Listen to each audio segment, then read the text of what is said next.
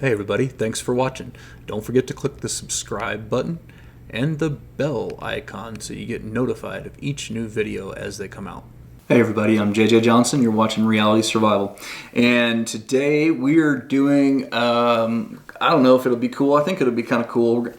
Myself and the Lord Humongous and Che from Prepper Logic are going to do the same video. And we're all three releasing it on the same day, which is today. Well, it's today if you watch it when I first uploaded it.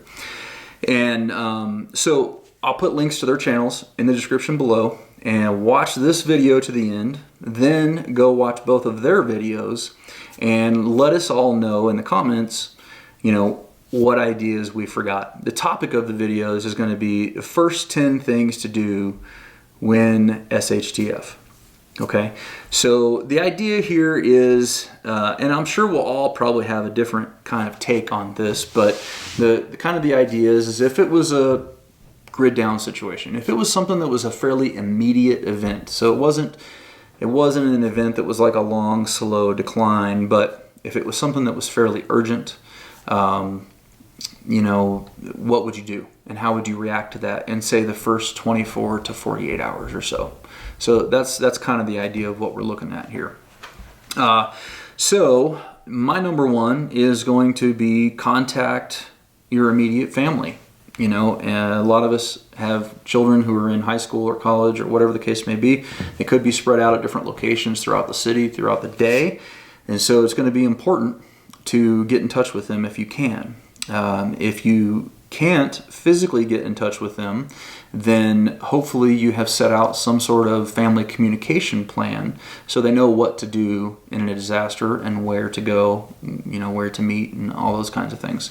And I've got a video where I've talked about that, and I'll try to remember to put it in a link in the description below. Yourself, you also, and this is still part of number one here, is you need to get home as well. So gather your kids. If you have to gather them up physically, or if they have the ability to drive, have them get home. And if you can, I'm going to slide into number one, stop and fill your gas tank up if it's not already full. But it should be above half tank all the time anyway. Okay. Again, those are just, that's kind of just the first initial one. You got to reconstitute the family, get everybody home. All right. Number two is gather intelligence.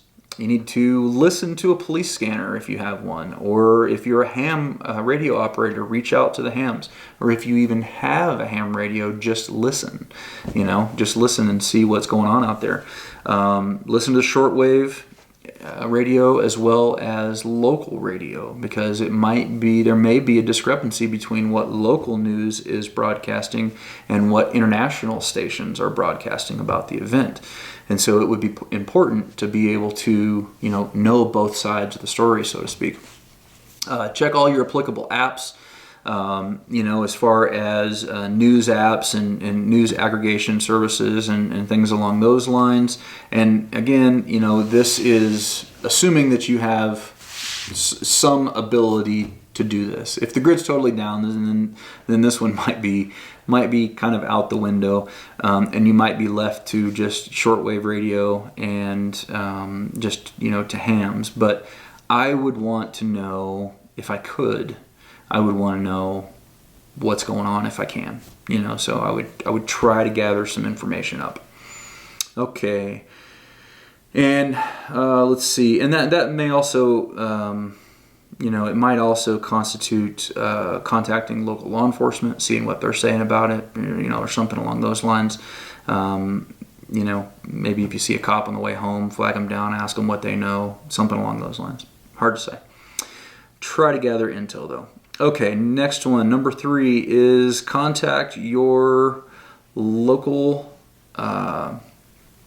mutual assistance group, your prepping group, and touch base with each other and decide if everyone should consolidate to a single location, or perhaps head out to a bug out location if you have one, or and if you do go to a bug out location, it's better to convoy with multiple people as opposed to just onesies and twosies, that kind of thing. But essentially, you're going to need to get in touch with your group and decide, what are we doing? Are we coming together? Are we staying home individually, or are we going out to a bug out location or whatever? All right, that's number 3. And again, that might need to be done through a specific manner of, maybe a radio frequency that everybody uses or whatever the case may be. This should be pre-planned with those people, because if the grid's down, just a cell phone or something like that, it's not going to probably work. Okay, even if you are staying put, which is probably most scenarios, I would go ahead and consolidate your bug out gear and your bug out loadout equipment into your vehicles. And if you're going to take an extra 4-wheeler on a trailer or something along those lines, then have all that stuff packed up, ready to go, so that literally all you have to do is hop in the vehicle and get on out if you should need to do so. Because you never know what's going to happen, right? You just don't know, and so it's always best to be prepared for anything. And obviously, I would do that as a last resort. Okay, I wouldn't make that decision to leave lightly. It would only be if it absolutely had to be done.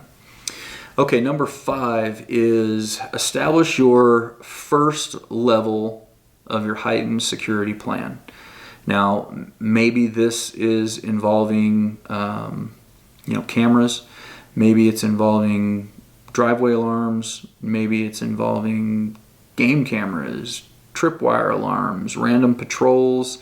Maybe you've got children, you dedicate them just to watch and see if anybody's approaching the house or anything like that, from inside the safety of the home.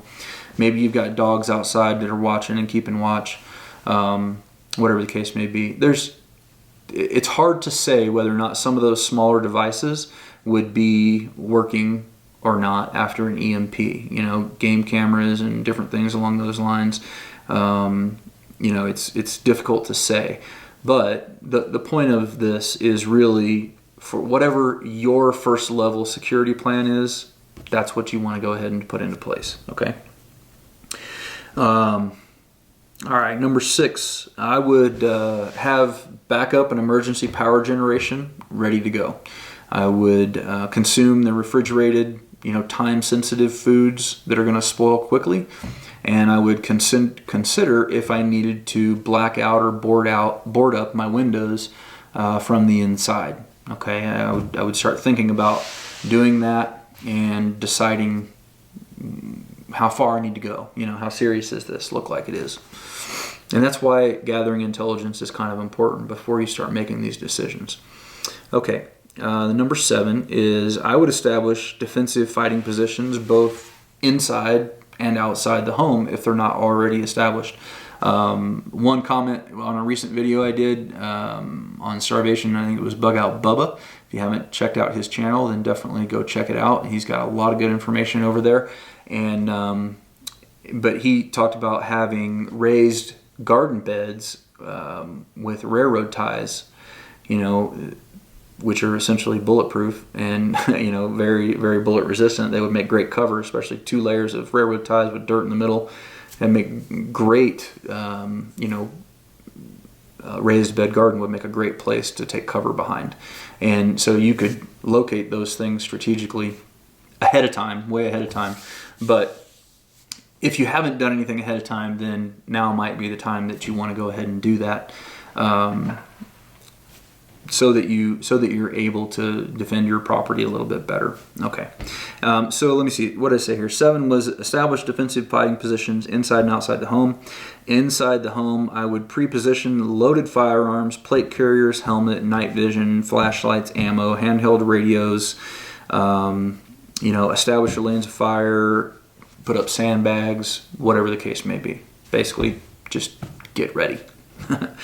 All right, number 8 is I would coordinate with neighbors. And, many of my neighbors I've spoken with, and we're all fairly like-minded, but I think it would be important to discuss with them, should we shut off the roads?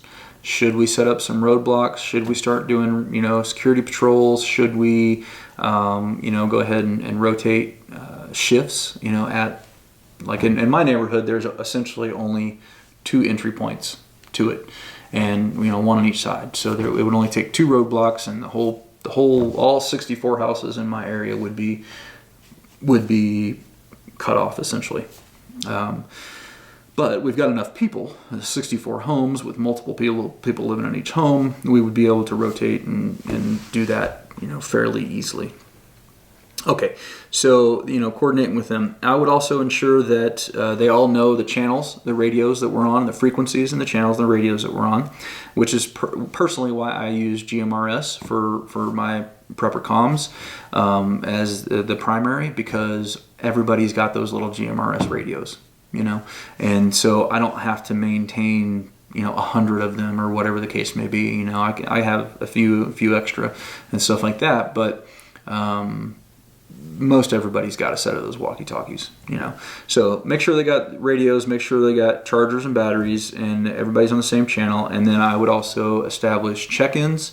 I would also establish duress words and phrases so that we can know if somebody is under attack or if they're being held under duress or whatever the case may be. And then also signs and countersigns for when you're approaching, things along those lines. And the idea here is that you want to be ready to respond to help one another. And, if you don't know your neighbors well enough to be able to do this, then you should be working to get to that point. Okay? All right. Number 9. If the situation warrants it, an emergency supply purchase via Amazon or other online sites might be doable. Okay, and if it was a total grid down situation, this isn't going to work. But if it was, say, a pandemic, or if it was, say, I don't know,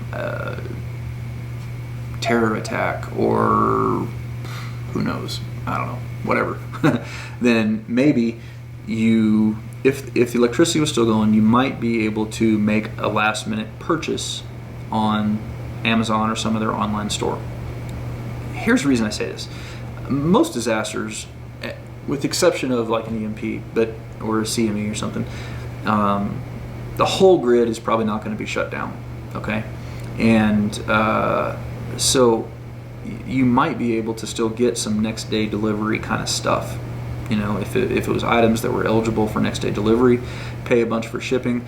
Maybe you haven't been able to store up a year's worth of food because you just haven't had the money or whatever.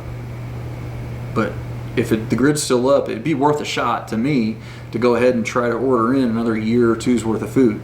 Pay the money, put it on a credit card if you had to, pay it from your emergency fund, whatever the case may be. If it was a real no-kidding emergency, I wouldn't see what would be wrong with that. I don't think that's a good plan for most people. I think you should prep ahead of time, but everybody gets caught short, and sometimes you're just not ready. And if the situation were such that you could do that, maybe it would work. Maybe they would come, maybe they would deliver your stuff. Maybe they wouldn't, but if it did, the gamble would pay off. So it's a gamble though. Okay. And then number 10 is establish a second level security plan. Talking about having a full-time watch, full-time patrols around the area, and working with your neighbors to basically control everything that comes in and out, and you're essentially just isolating yourself, from anyone else. And that's kind of just, taking everything to the next level. You may be coordinating it on the first one when I talked about it, and then actually putting everything in place here. And all this stuff, like I said, is probably something that could be done within the first 24 to 48 hours, something along those lines. I'm probably missing something, but let me know in the comments below. This is the stuff that immediately popped into my head when I started thinking about this, and so that's sort of what my mindset is. But I'll be really curious to watch Che over at Prepper Logic and see what he comes up with. I'm sure it'll be a great list, and I'm also looking forward to seeing Eric over at the Lord Humongous at his channel as well. Again, the links to their channels will be in the description below, and I recommend you guys go check them out. And let's see what they have to say. And then I think on the 13th of January, we are going to come together for another group Google chat, and so all three of us will be on, and we'll talk about our lists and what we came up with and why, and how we got to where we got, and discuss the differences and all that kind of stuff. So I think it'll be kind of fun. But anyway, guys, as always, I definitely appreciate it when you click the thumbs up button, when you share it with your friends on Facebook, Twitter, and Google+. And don't forget to live the 6 Ps. Proper prior preparation prevents poor performance. Stay safe out there, guys.